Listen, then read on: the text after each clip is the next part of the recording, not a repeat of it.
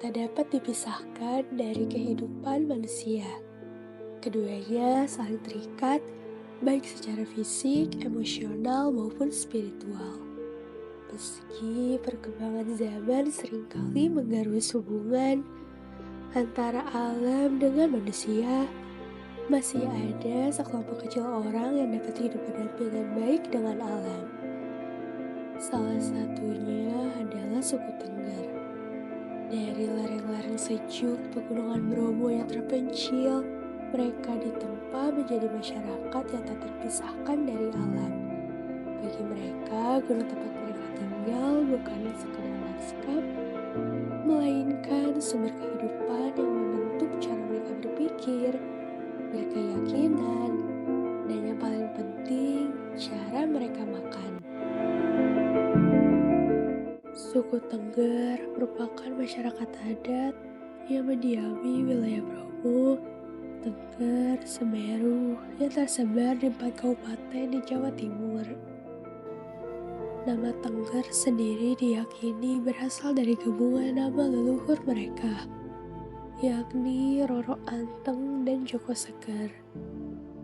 Masyarakat Tengger juga yakin bahwa mereka merupakan keturunan dari kerajaan Majapahit, di mana dulu mereka melarikan diri dari Islamisasi pada abad ke-15. Hal ini ditambah dengan lokasi tempat tinggal mereka yang terisolasi, membuat keaslian budaya mereka tetap terjaga hingga hari ini. Mayoritas suku Tengger memeluk agama Hindu Jawa yang bercampur animisme dan tradisi kuno. Mereka juga menjunjung filosofi kehidupan yang diberi nama Trihita Karana, di mana menekankan bahwa 3 pilar utama kebahagiaan adalah hubungan harmonis dengan Tuhan, sesama manusia, dan alam. Alam tidak dipandang sebagai objek, tetapi sebagai ruang suci yang harus dijaga serta dilestarikan. Hubungan antara masyarakat Tengger dengan alam dapat terlihat dari cara hidup mereka.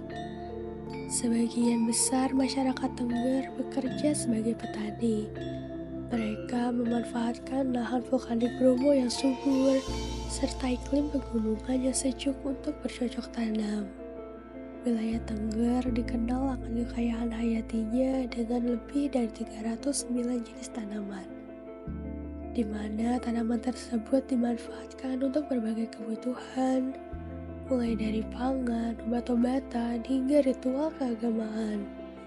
Perekonomian suku Tengger juga bergantung pada pertanian sayur komersial, di mana kentang sebagai komoditas unggulan karena harganya yang relatif stabil. Pola konsumsi suku Tengger tercermin dari kondisi geografis tempat mereka tinggal. Makanan pokok mereka bukanlah padi, melainkan jagung yang diolah menjadi nasi aron, dan biasa disajikan bersama sayuran lokal dan lauk pauk yang sederhana. Kondisi iklim yang dingin juga melahirkan hidangan-hidangan penghangat, seperti iga pasir yang dimasak menggunakan pasir panas, dan wedang pokak yang kaya akan rempah dan cocok untuk menghangatkan tubuh. Alam telah menyediakan kehidupan, jadi manusia harus membalasnya dengan kebaikan pula. Kesadaran inilah membentuk pandangan spiritual dalam diri masyarakat suku Tengger untuk senantiasa menjaga keharmonisan antara manusia dan alam. Melalui upacara yatnya Kasada, hasil bumi terbaik dipersembahkan ke Kawah Bromo. Sesaji berupa jadah, pasung, dan pepes bukanlah sekedar panganan biasa, melainkan simbol doa untuk kemandirian, martabat, dan perlindungan. Ritual ini telah menjadi suatu tradisi turun-temurun di kalangan masyarakat suku Tengger, sebagai bentuk dari keseimbangan spiritual manusia dan alam. Namun, keseimbangan ini mulai terusik ketika modernisasi merambah pada kehidupan mereka. Pada masa Orde Baru, proyek pembangunan jalan yang masif serta kebijakan revolusi hijau telah memberi wajah baru dalam dinamika pertanian suku Tengger.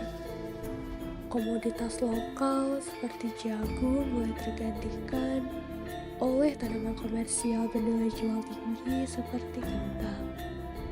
Bersamaan dengan itu, fenomena globalisasi telah mengenalkan banyak hal baru pada generasi muda, termasuk makanan cepat saji. Ini adalah titik balik ketika tradisi pangan yang lahir dari kebutuhan subsisten mulai berhadapan dengan pasar modern dan budaya global. Dengan demikian, terjadilah segmentasi budaya pangan. Ranah konsumsi sehari-hari mungkin menjadi lebih fleksibel. Namun di sisi lain, ranah sakral yang menyangkut identitas inti terbukti mampu bertahan. Sebab bagi suku Tengger, makanan ritual lebih dari sekedar tradisi.